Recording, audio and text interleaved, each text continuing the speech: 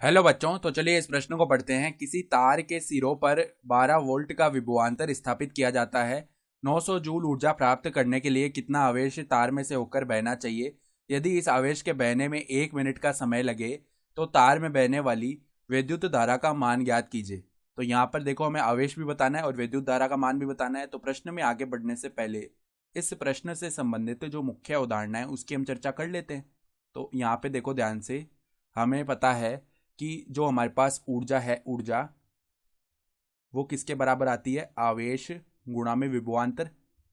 आवेश गुणा विभवांतर, ये सूत्र होता है।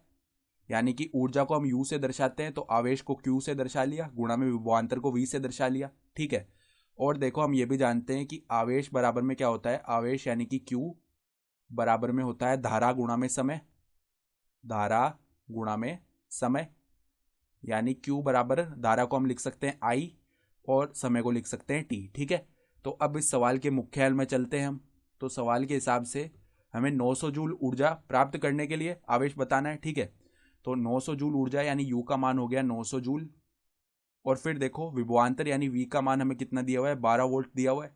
तो सबसे पहले अगर हम आवेश Q लिखना चाहें तो वो किसके बराबर आ जाएगा? U बट्टा में V।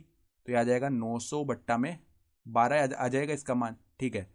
तो अब देखो यहाँ पर 12 सत्ते कितना होता है? 84। फिर 6 हासिल यानी 60 बन जाएगा और 12 पंजे 60 होता है। तो 75 कूलाम ये आ जाएगा हमारे पास में आवेश का मान। तो आवेश पूछा था वो कितना आ गया? 75 कूलाम आ गया। ठीक है। तो एक तो हमारा यही उत्तर बन चुका है। उसके बाद देखो हमें धारा निकालनी है। तो धारा को हम क्या लिख सकते हैं? आई बराबर में आवेश बट्टा में समय यानी क्यू बट्टा में टी। तो आवेश कितना है? 75 कूलाम है, बट्टा में समय कितना लग रहा है? 1 मिनट। इसको सेकेंड में बदला तो 60 सेकेंड आ गए। ठीक है। तो गुलाम प्रति यहाँ पे सेकंड आएगा। ठीक है। तो यहाँ पे देखो ये कितना बन जाएगा? 75 बट्टा 60। इसका मान हमारे पास 1.25 और ये धारा है तो किस में आ जाएगी? गुलाम प्रति सेकंड, एम्पियर हो जाता है। ठीक है।